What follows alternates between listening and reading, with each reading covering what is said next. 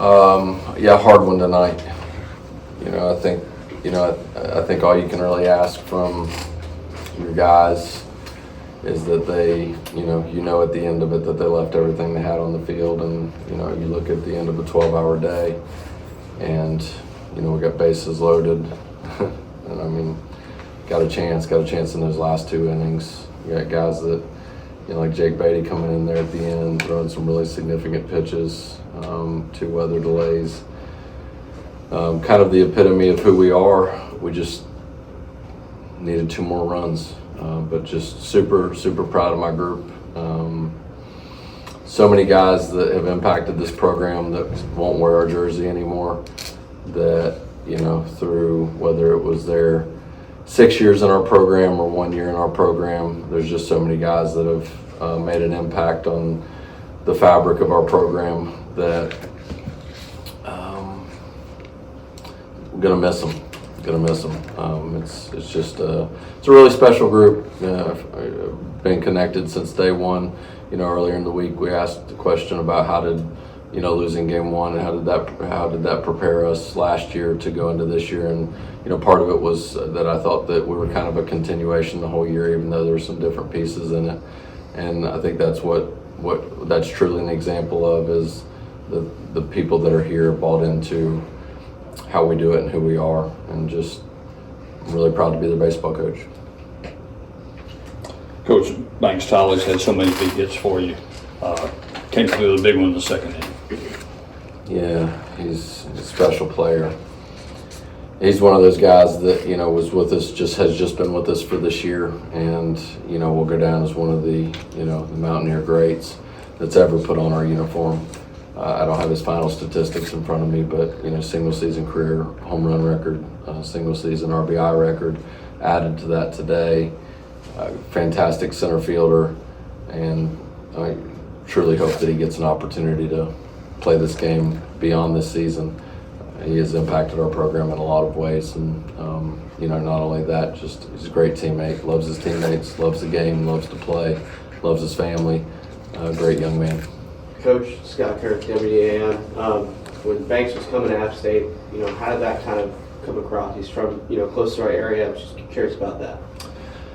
Yeah, we were, we wanted to bring in a center fielder out of the portal last year, and his video kind of came across social media. He hit a couple of home runs last summer in the North Woods League, and through his tweet or whatever, kind of explained that he was looking for a new home from Ole Miss, and Britt Johnson saw it, reached out to him, got his contact information, and really that evening got on the phone with him for the first time, which led to a series of things.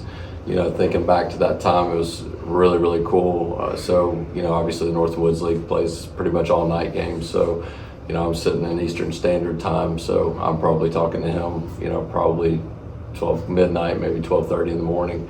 And the first thing I just asked how the night went, and the first thing he told me is they won. And I think in this culture, this age, just a summer league game, or just a game in the North Woods League, or just a game in the Coastal Plains League, and the first thing he told me was that his team won.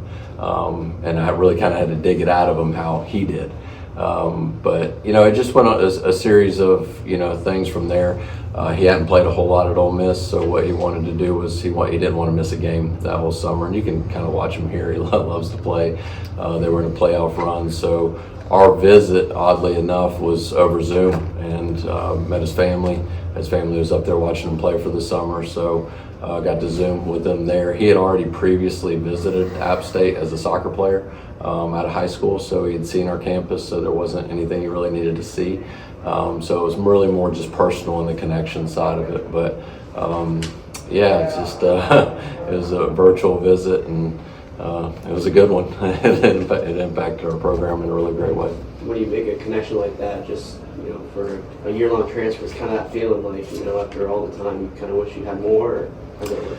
Absolutely. I think that in this day and age, you don't know how much time you do have. And I think that all those attributes that I just mentioned previously, just how much he loves to play, how much he loves his family, how much he loves his teammates, even though we only had him for 10 months, I think that he's made a lasting impact on not only his teammates but our baseball program as well. But yeah, I'd love to have him another couple of years for sure. Coach, you've been mixing student friends. What is it like facing a guy like Josh Hawk? Oh man, he's a special player. I think that you just have to have a high level of communication and transparency, and you got to have a lot of feedback from the guys that are kind of going up. And one of the things we try to talk about a lot is maturity, and even if you get out, like trying to talk to the next guy. I thought we kind of let him stay in there, have a little bit too much success without a little bit of fight in there, but he has a lot to do with that. Just a super talented kid, and he did really well tonight. Sam Clark with the Hattiesburg American. We just asked all the Southern Miss guys about the rain delays and what they were doing to kill the time each of the delays. So I'm wondering, for you personally, what were you doing in the first delay and then also the second one when you went back to the hotel? Yeah, well, number one is, I think that you're just trying to keep everybody's spirits up, even the first delay we were up and the second delay we were down. I think just in general, you can have that sense of getting tired, and so I think for me, it was just kind of how do you manage the day, when you're interacting with your team, making sure that they're staying up and moving around. And the pitchers, obviously we brought Trey back after the first delay. And just kind of timing out his throwing sessions in the tunnel back here and making sure our position players are staying where they need to stay, whether it's a dynamic warm-up or just a static stretch in the hallway. Once we made the decision to go back to the hotel, one of the big points was just not letting the guys go to sleep, not letting them get a nap.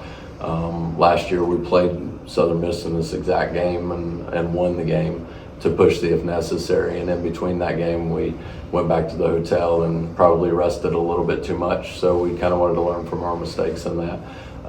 So we tried to keep them up and just engaged, and through the conversations and communication with not only Southern Miss but the conference through that. Thought the guys did great. Thought they came out with great energy, and in the whatever the 10th, 11th, and 12th hour of baseball in the day. I thought they were fantastic. I made a comment a couple of days ago, I think after the first win, that the game honors toughness, and I thought that we showed that. I thought we were very, very resilient, and the way we went about our business, not only in this tournament but in the 12-hour day. I thought our guys left it all on the field. Andrew Abity, Pine Belt Sports, kind of bounce off that question. What did you just do with your time personally after you guys get settled in and head back to the hotel? First, just went up and connected with my family real quick. So my wife and two of my three kids are here, so I just kind of connected with them real quick. My wife and I just went down and we just kind of told our team kind of where to hang out in our team meeting room or in the lobby. So we just wanted to get out and interact with them and keep moving around, just so we could, because we knew once we got the phone call it was going to be pretty quick, even though we're right down the road here. Just wanted to make sure that we're keeping everybody. Had a couple of card games going on in the meeting room, and just went down and got a sub with the team and just kind of connected with them. So that's pretty normal. I think when we're in the hotel together, we're always kind of associating with one another. So, but yeah, just wanted to make sure that we're providing good energy for the team and being there if they needed us.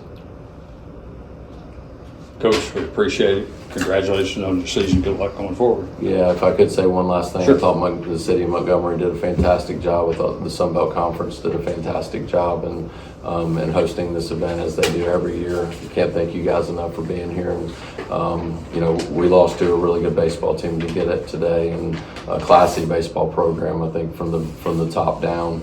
Got to know Coach Berry a little bit last year, and got to know Coach Oz a little bit this year. And we didn't get to play them in the regular season last year or this year, but just think it's a fantastic baseball program from top to bottom, and wish them and all of our Sun Belt participants that are going to move on the very best.